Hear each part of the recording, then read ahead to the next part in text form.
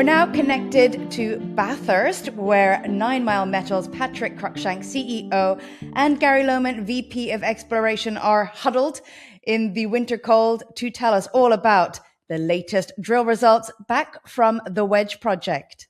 Our recent press release, you can see the results we've got from samples at surface and from the drill area. And were quite spectacular with very high elevated copper. And mixed with that too, we did get some lead zinc and some silver, but the copper's the real standout. And that's, I guess, what made the Wedge project so, I guess, profitable for Cominco when they were previously mining it. Now, I understand you are deploying XRF technology in the field. Can you tell us how these results are helping you with your exploration and how your results in the field are comparing with the results that eventually come back from the lab? Yeah, we use XRF technology quite a bit, and we've developed a process with a lot of QA/QC checks. So the XRF is very specific when you use the gun, but we have a workstation, so the samples are face down. We don't know where the gun's pointing, and we do numerous runs with the XRF, and the software that we utilize does an average. So when we've done drill core, and we've demonstrated this in previous work, a meter a core might have 9 or 10 pieces, and each one is done 3 or 4 times, and all the averages are done, and then we get the results. And we came up, I guess, very close to assay results in our last, some of our previous drilling.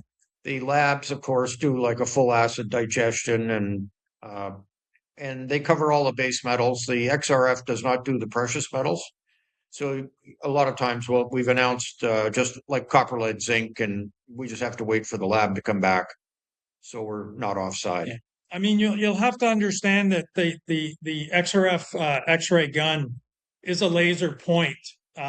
So you do 3 points of a rock or cut core, and it averages them, and you move on. The difference with the lab is they're going to pulverize that rock or that sample into a pulp powder, and the whole rock gets sampled. So the results that went in today in our press release were spectacular, all the way up to 15%. That's the whole rock, not 3 pinpoints and an average. So we use it as a filtering tool for our samples. And what the sample, can we see the mineralization? Can we not see it? So we use it as a filter because we're trying to be prudent with shareholder money and our exploration, call it economic exploration, and not just sample, hundreds of meters of drill core. So that's what we did. And this was our first surface sample batch of 3 that we had already announced with XRF. So we have 2 more to come in that went to the labs, and we just got one today.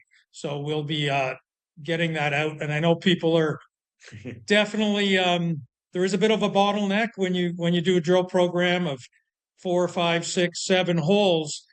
The first couple we can stay up with the rig pretty good, but then it starts to bottleneck and so on. So I know people want the news faster than they're getting it, but we're working on our hole number 3, which was PDH 002B, and we are doing that summary right now and should get that out very, very soon. Well, speaking of news flows to come, can you tell us what is next and what are those big milestones for 2026?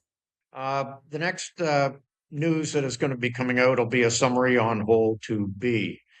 The hole was successful. It was drilled from the south side of the wedge, and we did intersect mineralization. And we will be providing a good summary of a description of the hole and the mineralogy. And then I'd like to add, we are going to be coming out with an update on our bulk sample progress with RPC Metallurgical Studies down in Fredericton, New Brunswick, which is assisting us with Glencore.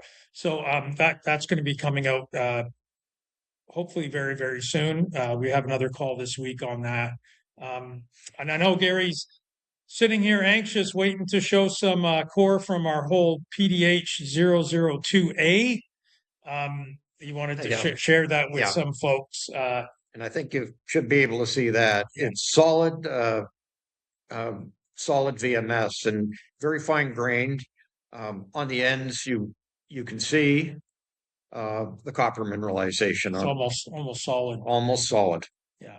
And we could have done this with many other samples, but but we're looking forward to share news as soon as we can get it right off the press. So we're trying to catch up. Well, gentlemen, you are definitely speaking our language. Those kinds of rocks are the things we like to see on this channel. And I'm sure that you are the envy of everyone else down there at the Bathurst Mining Camp in New Brunswick, Canada. Thanks so much for catching us up. We look forward to following the story as it unfolds. Thank you very much. Happy holidays. Yeah.